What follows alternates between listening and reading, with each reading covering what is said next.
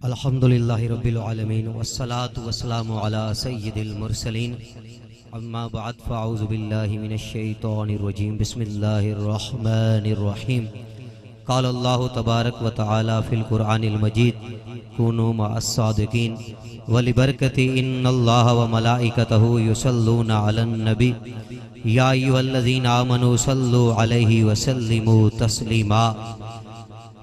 पढ़िए अस्सलातु वस्सलामु अलैका या रसूल अल्लाह व अला आलिका व अस्हाबिका या हबीब अल्लाह। अस्सलातु वस्सलामु अलैका या खातमन नबिय्यीन व अला आलिका व अस्हाबिका या खातमल मासूमीन।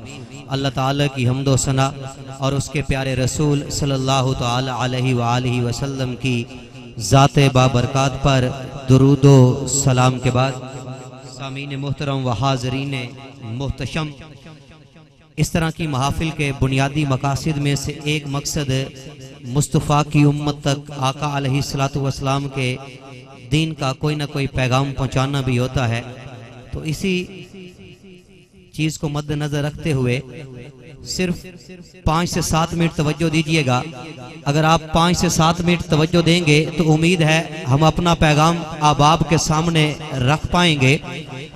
ये महीना जिसकी आज 21 तारीख हो गई है हिजरी लिहाज से, इस महीने को माह रबीउल सानी और अहले मोहब्बत रबीउल गौस के नाम से जानते हैं। और इसको रबीउल गौस इसलिए कहा जाता है कि इस महीने के अंदर पिराने पीर हजूर गौस आज़म दस्तगीर रहमतुल्लाहि ताला अलैह का उर्स मनाया जाता है। तो इसी निस्बत के लिहाज से आपके जिक्र खैर की खातिर सिर्फ 2 से 3 बातें आप के सामने रखना चाहेंगे। ये बात है 470 हिजरी की। 470 हिजरी की बात है कि एक शख्सियत जिनका नाम अबू सहले है और जंगी दोस्त के नाम से जाने जाते हैं, आप सो रहे हैं, आपके ख्वाब के अंदर आका अलैहिस्सलातु वस्सलाम तशरीफ लेकर आए और आकर अबू सहले से कहते हैं, ऐ अबू सहले तुझे मुबारक हो।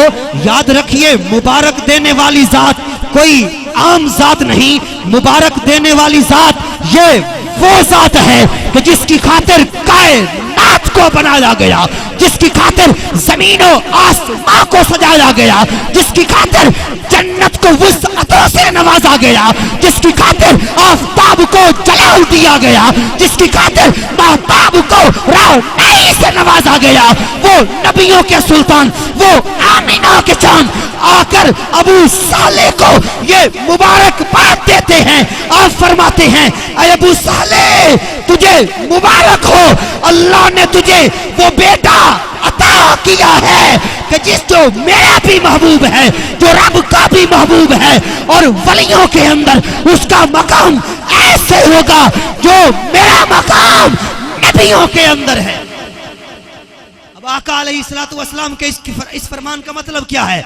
आका अलैहिस्सलातु वस्सलाम अबू सहले को बताना चाहते हैं, अबू सहले तुझे जो बेटा रब अब्दुल कादिर की सूरत में देगा, तुझे जो बेटा गौसे आजम की सूरत में मिलेगा, गौसे आजम का मकाम वलियों की सफ के अंदर वैसे होगा जैसे मेरा मकाम नबियों की सफ के अंदर है। जैसे मैं नबियों का सरदार हूँ वैसे वो वलियों का सरदार होगा। जैसे मैं नबियों का इमाम हूँ वैसे वो वलियों का इमाम होगा। जैसे मेरे सदके में नबियों को नबूवत मिली वैसे उसके सदके में वलियों को विलायत।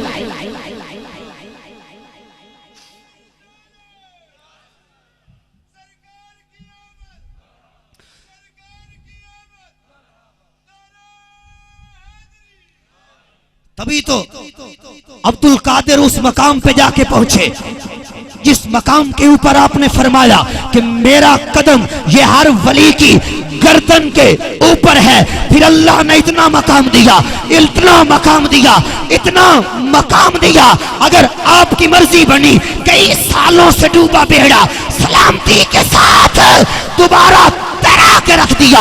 अब्दुल कादिर की मर्जी बनी तो मुर्दों को जिंदा करके रख दिया।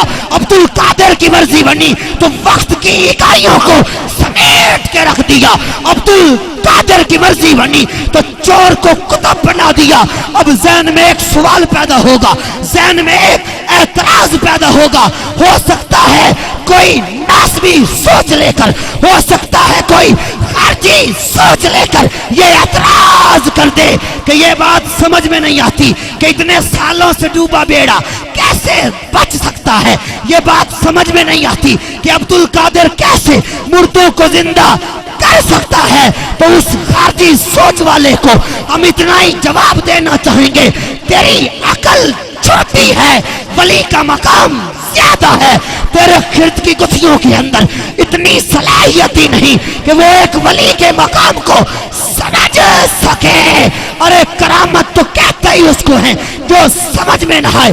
और अगर कोई ये कहे कि ये मुरीदीन की मन गलत बातें हैं, करामत का वजूद नहीं, तो उससे इतना कहना पड़ेगा, अगर तू करामत का इनकार करेगा तो फिर कुरान का कैसे इनकार करेगा।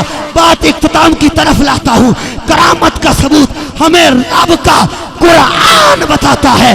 ज़हन में लाओ वो किस्सा कि जनाब मजलिस लगी हुई है, हजरत सुलेमान हुक्म देते हैं कि मलकाए बलकीस का तख्त मुझे अपनी मजलिस में चाहिए। एक जिन खड़ा होता है, अर्ज करता है या हजरत आपकी मजलिस बर्खास्त होने से पहले पहले मैं वो तख्त आपके कदमों में ला सकता हूं। आप फरमाते हैं नहीं नहीं, मुझे इससे भी पहले चाहिए। आपका ये गुलाम है, याद रखिए, नबी नहीं है, रसूल नहीं है, उम्मती है, और आखिरी पैगंबर का उम्मती नहीं, सुलेमान का उम्मती है। आसिफ बिन बरखिया नाम है। खड़ा होता है, अर्ज करता है या हजरत आप हुक्म दें तो मैं मलकाए बलकीस का तख्त पलक झपकने से पहले आपकी खिदमत में रख सकता। अगर उम्मती हो हजरत सुलेमान का और पलक झपकने से पहले बलकाए बलकीस का तख्त आकर सुलेमान के कदमों में रख सकता है, फिर वो पैगंबर जिसके सदके में सुलेमान को रिसालत मिली, जिसके सदके में सुलेमान को नबूवत मिली, उस नबी के उम्मती की ताकत का क्या आलम होगा। इसीलिए हम कहते हैं ये शान खिदमतगारों की सरकार का आलम क्या होगा। अल्लाह औलिया की अजमत दिल में बिठाने की तौफीक अता फरमाए। आमीन बिजाहिन नबी अमीन व सल्लल्लाहु अलैहि वसल्लम।